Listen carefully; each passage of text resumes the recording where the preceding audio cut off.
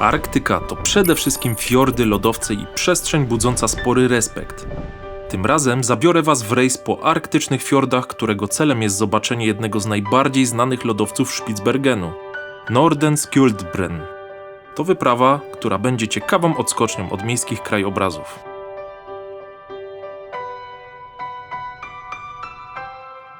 Wycieczka trwała 6,5 godziny, a transport do portu zapewniony był bezpośrednio z hotelu, dzięki czemu całość przebiegała bardzo sprawnie i bez zbędnej logistyki. Po wejściu na pokład rozpoczęła się obowiązkowa odprawa bezpieczeństwa, obejmująca szkolenie na wypadek ewakuacji statku. Załoga wyjaśniła procedury oraz sposób zachowania się w arktycznych warunkach. Płynęliśmy nowoczesnym statkiem o napędzie hybrydowo-elektrycznym, zaprojektowanym specjalnie do żeglugi w arktycznym środowisku. Jeszcze przed wypłynięciem przewodnicy przeprowadzili wprowadzenie historyczno-przyrodnicze, zarówno w formie wykładów, jak i materiałów multimedialnych. Omówiono trasę, fiordy, które mieliśmy zobaczyć, historię dawnych osad, a także faunę i florę regionu. To nie był jedynie rejs widokowy, a wręcz lekcja Arktyki w terenie.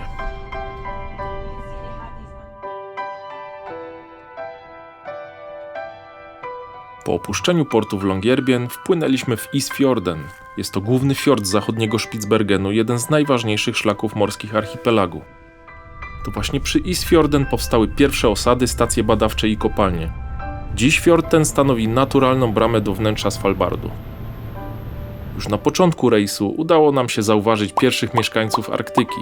Przed dziobem statku regularnie pojawiały się przepiękne maskonury, które uciekały przed nami nurkując pod wodę.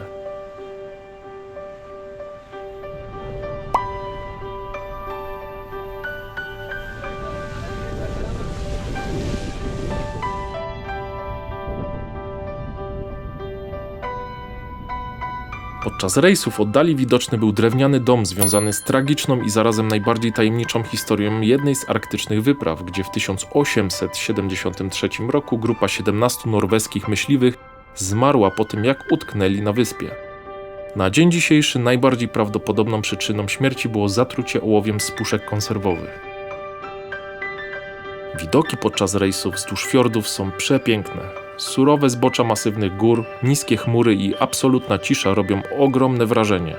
Tu naprawdę da się odczuć, że jest się daleko od wszystkiego.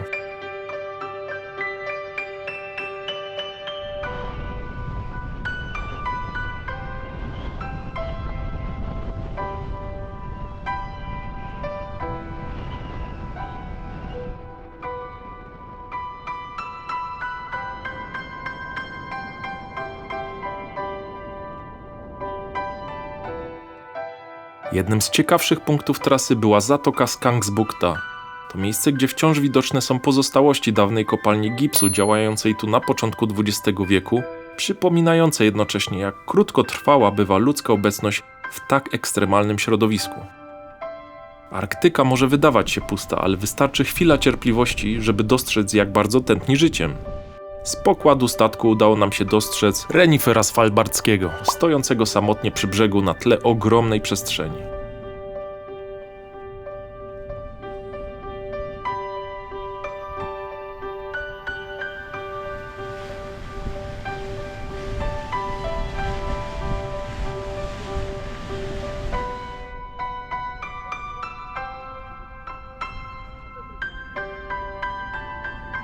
W tej samej okolicy po raz pierwszy, lecz nie ostatni, pojawiły się również wieloryby. Mimo że już widziałem wcześniej te piękne stworzenia, serce zawsze bije szybciej na ich widok.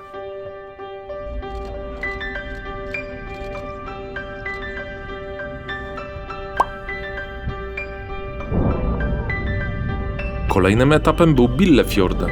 Jest to wąski, głęboko wcinający się fiord, prowadzący wprost do czoła lodowca Nordenskjöldbren. To właśnie tutaj krajobraz zaczyna się wyraźnie zmieniać. Woda staje się coraz spokojniejsza, góry bardziej monumentalne, a temperatura odczuwalnie spada.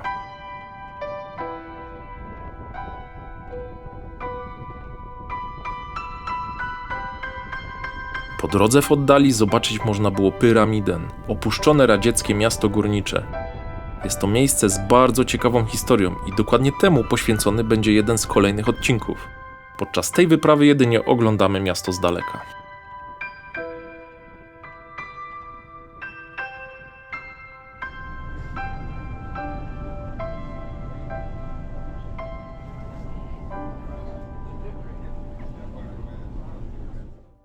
Kulminacyjnym momentem wyprawy było dotarcie do Nordenskjöldbron. Potężny lodowiec uchodzący bezpośrednio do fiordu robi piorunujące wrażenie. Z bliska słychać było trzaski, pęknięcia i głuche odgłosy pracującego lodu, który nieustannie się przemieszcza i kruszy. Woda przy lodowcu ma brązowy, mleczny kolor, co nie jest efektem zanieczyszczenia, lecz ogromnej ilości osadów mineralnych, niesionych przez wodę roztopową spod lodowca. Drobno zmielona skała, zwana mączką lodowcową, nadaje wodzie charakterystyczną barwę. Widok na lodowiec jest przepiękny.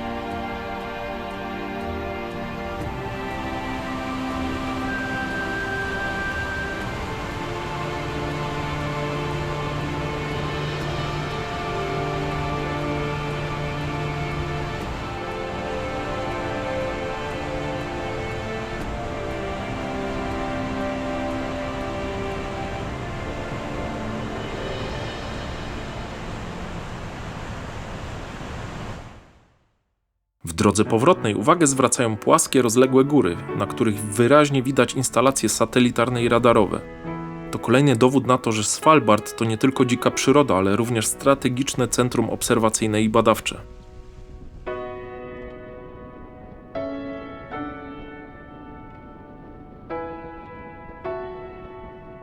Rejs do lodowca Nordenskjöldbron to wyprawa, która realnie pokazuje, czym jest Arktyka.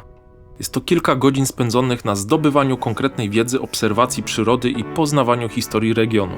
A to wszystko podane w bardzo przystępny sposób. Dla mnie jest to wyprawa zdecydowanie warta polecenia. Dobrze zorganizowana, merytoryczna i dająca prawdziwe poczucie obcowania z jednym z najbardziej surowych regionów świata.